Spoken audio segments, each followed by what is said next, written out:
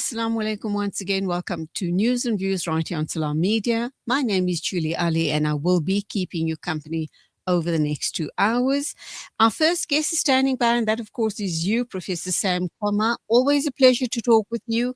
You are a local governance expert, and of course, the big issue in the day of the day for all of us here in South Africa.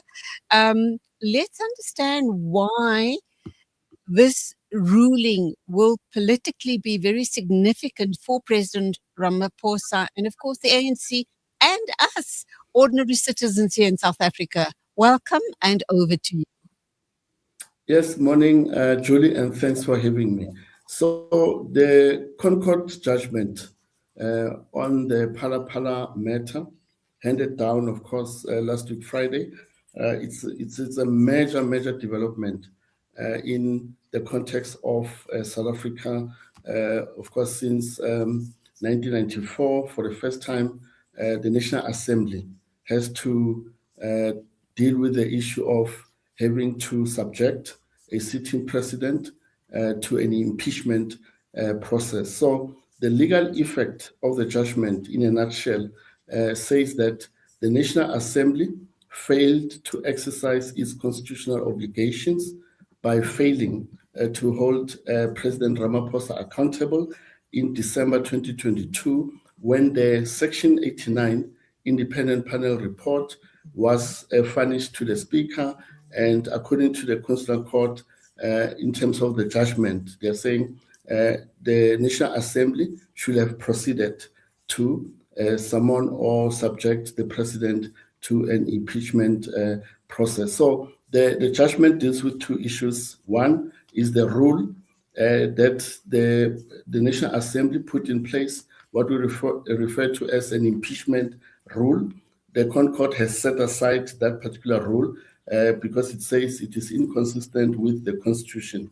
The other matter related to the December 2022 vote by the National Assembly, that vote has also been declared invalid and inconsistent with the Constitution, and also has been set aside. So the ball is now in the Court of Parliament to proceed to action the order of the ConCourt, which has to do with the National Assembly having to consider the independent panel report through an impeachment process, which of course will be considered and also dealt with by an impeachment committee that will be duly established by the National Assembly. So those are the issues that will be taking place in the next couple of months through a parliamentary process, but also to indicate that the ConCourt judgment did not pronounce on the conduct of the president, let alone the guilt of the president.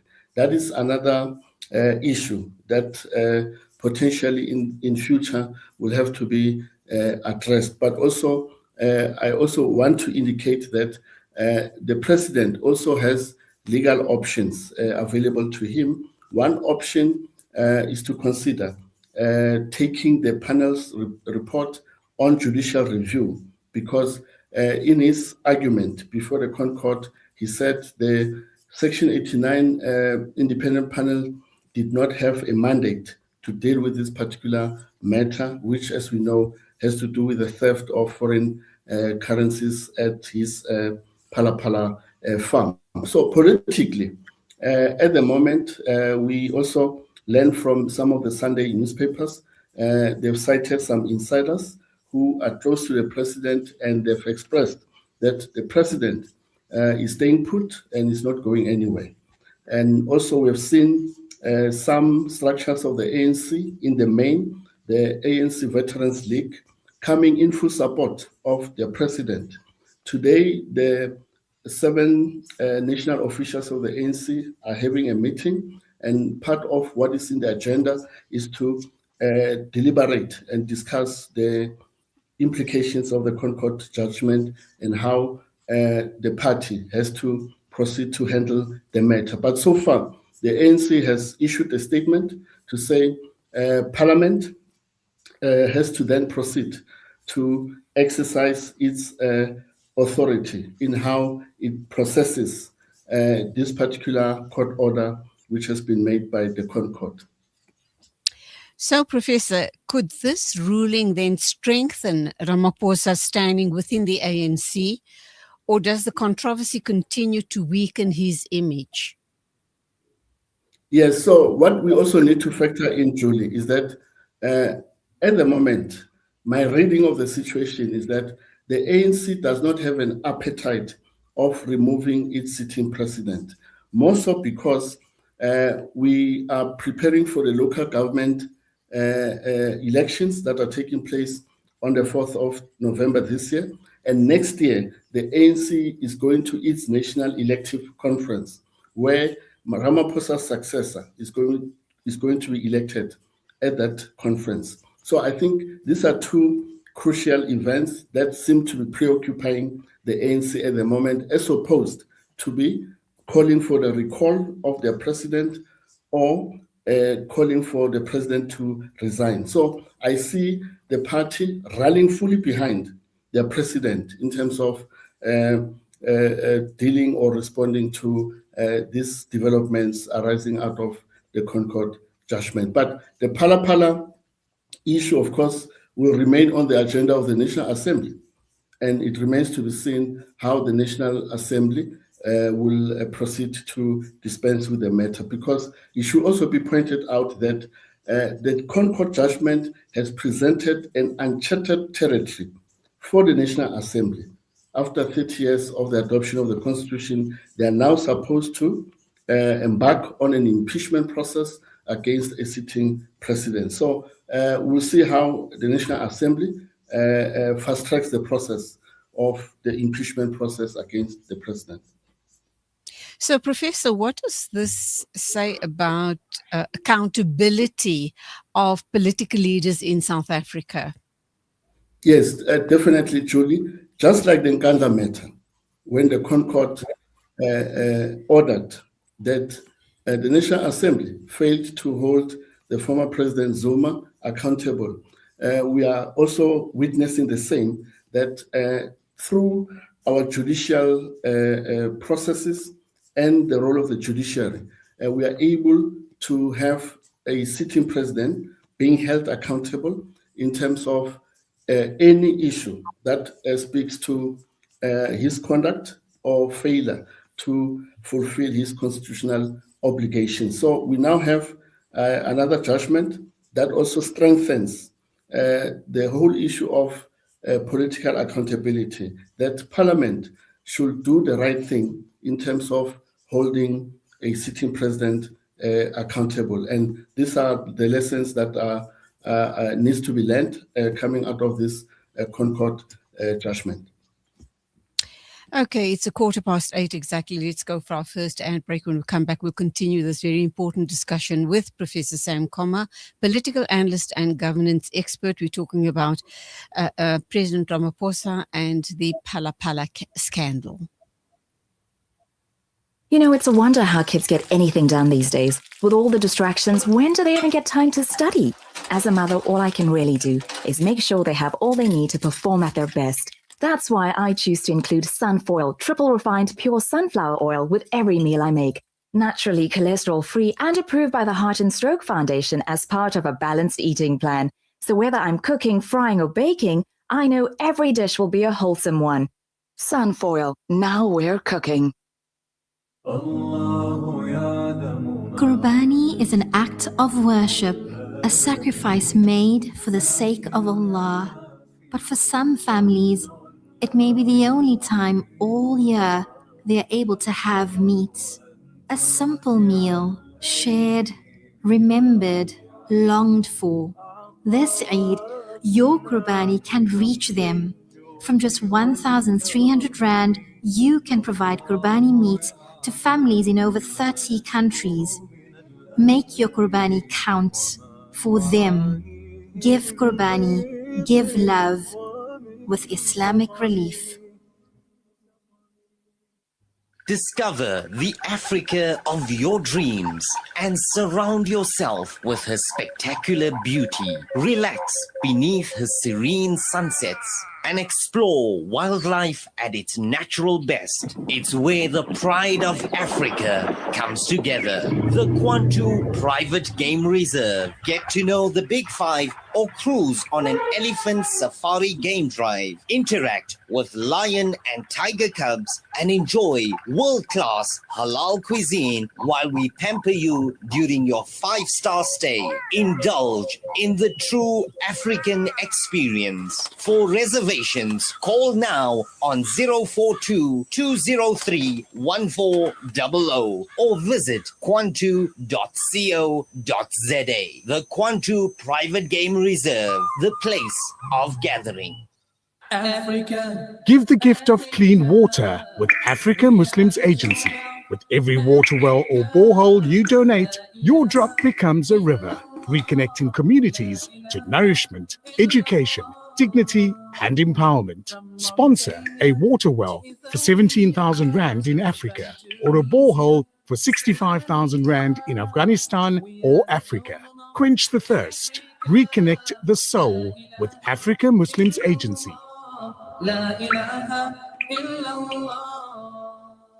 Are you banking with convenience, transparency, and flexibility? With Al Barakah Bank's transactional banking account, you can enjoy convenient everyday banking designed around your needs. Benefit from zero fees on point-of-sale transactions and manage your banking easily through Al Barakah's secure mobile banking app and internet banking platform. From everyday payments to managing your personal or business banking, Al Barakah makes banking simple, transparent, and convenient. Visit albarakah.co.za to learn more. Al Barakah, your partner bank. Al Barakah Bank Limited is an authorized financial services and credit provider. Rejuvenating media day by day. This is Salam Media.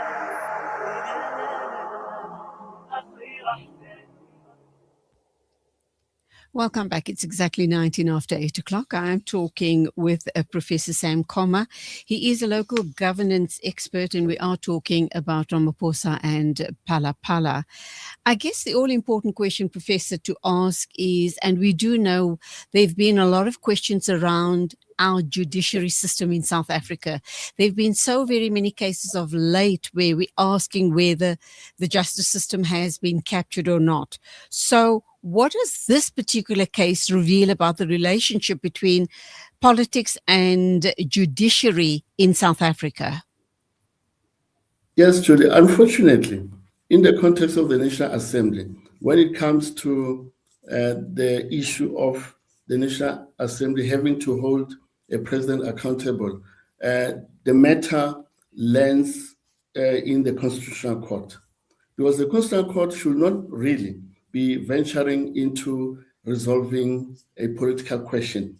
Of course, in the main, their mandate is to deal or examine a constitutional matter or a constitutional question. But now we have seen that, just like in the Nkandla matter, we now also have the Phala Phala matter, where the Constitutional Court, consistent with its judgment and also its order, is also repeating the same, to say the National Assembly should see it to it that it puts mechanisms, but also it is able to exercise its constitutional authority in terms of holding the president accountable. So this is how the Constitutional Court, of course, in the past decade or so, has been seized with issues that are disputes arising out of the work of the National Assembly. And also these are matters that are normally brought to the Constitutional Court through political parties that are represented in the National Assembly. So I hope going forward, the National Assembly will now be able to exercise its full constitutional authority, but also to be seen to be fulfilling its constitutional obligations, which is to hold the executive, including the president, accountable in the manner in which the executive exercises its responsibilities and obligations, including the conduct of the executive and the president as provided for in the Constitution. So, Professor, there are very mixed feelings about this right across South Africa. Some critics argue that the legal process has favored the president. It brings us back to the issues, all eyes on the judiciary system, while supporters are suggesting that the courts upheld the Constitution. How do you interpret this debate? Yes, so we know that the Constitutional Court will always make a determination based on a dispute that is before the court.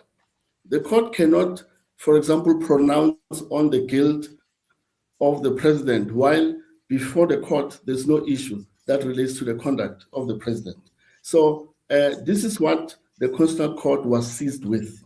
It was seized with two crucial issues. One is the impeachment rule that was put in place by the National Assembly, and two, the vote that the National Assembly had in December 2022 in handling the independent panel's report.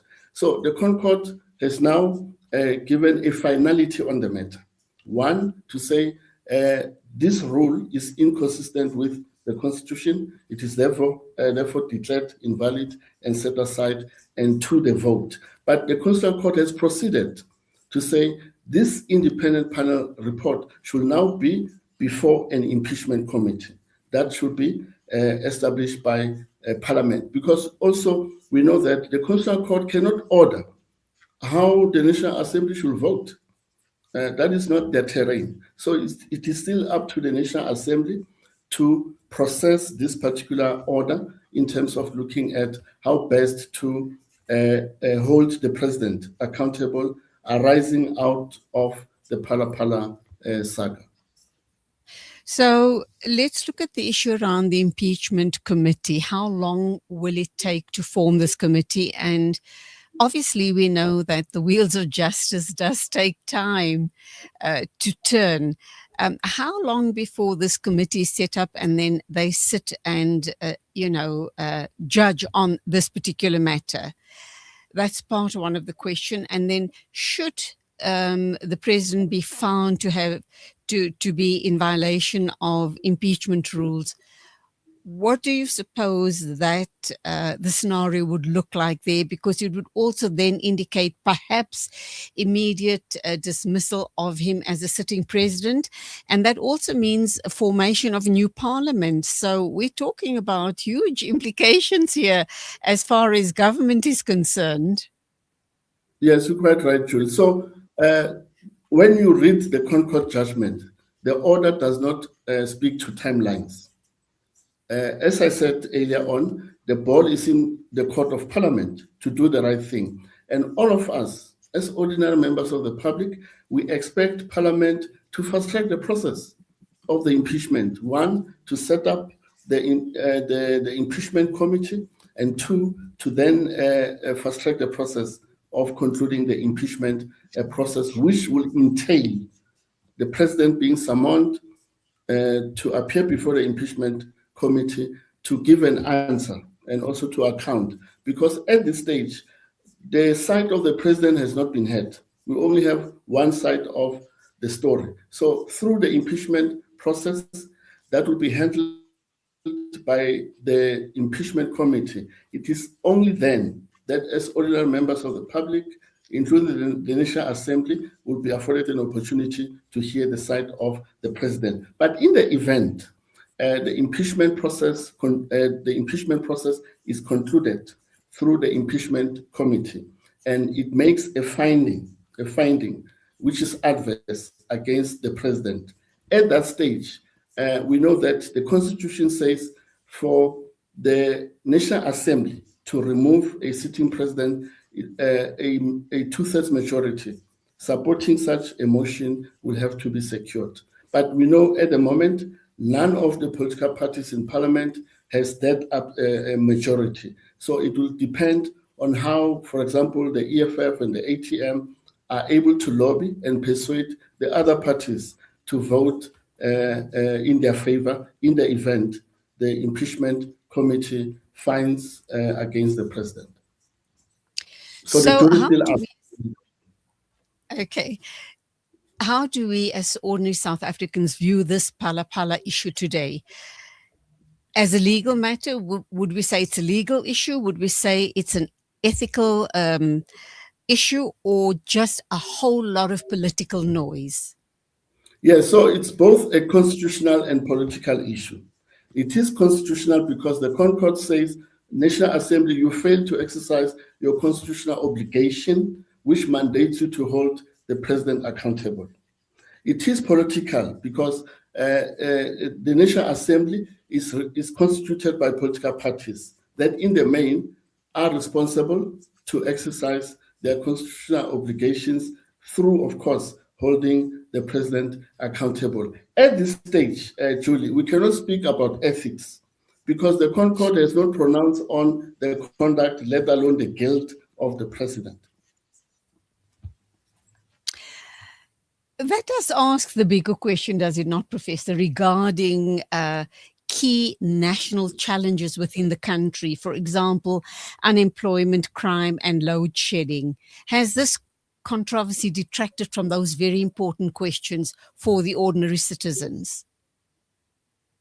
No, in fact, we've always said that in the main, what needs to preoccupy government are these socio-economic realities or challenges facing ordinary people: unemployment, poverty, and also inequality, and ensuring that state institutions operate within the confines of the law, are ethical, are professional, and also responsive to the needs of ordinary members of the public. But we have seen, Julie, lately that you've got SIU proclamations unraveling issues of maladministration, acts of corruption and fraud in many state institutions. You have the Madlanga Commission also unraveling the same, and also other committees or commissions that are also mandated to deal with these issues of corruption. So you have a weak state, and also you have a state that is unethical in terms of looking at the performance of the state institutions, in terms of looking, for example, on the AG reports, the audit outcomes that are presented by the Auditor General are also painting a picture of these high levels of impunity, and also lack of consequence management, and also erosion of public trust, because these institutions in the main are failing to fulfill their constitutional obligations. In closing then, Professor, if we look ahead as South Africans, would we say this is the end of the Phala Phala scandal politically and legally for that matter, or could there still be further developments going forward? Yes, not at all. Phala Phala matter has been revived as a result of the ConCourt judgment. The ConCourt is very clear in its order. The independent panel report must be tabled before the impeachment committee to be set up by Parliament. So there's no going back in terms of looking at the work that needs to be done by the National Assembly in processing this particular independent panel report. But equally, we are also likely to see a legal challenge on the part of the president, who may deem it fit to take the independent panel report on judicial review, and that process we'll see how it unfolds at the end of the day. And all eyes are on this matter. We probably will be talking to you again sometime soon. Thank you indeed, Professor, for your deep insights.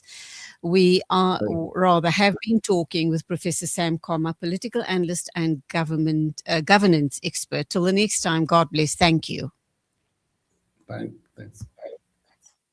8:31 exactly, news and views moving along. Next, we're going to be looking at the issue around the ceasefire, the supposed ceasefire between Iran, the US, and genocidal Israel. Please stay with us.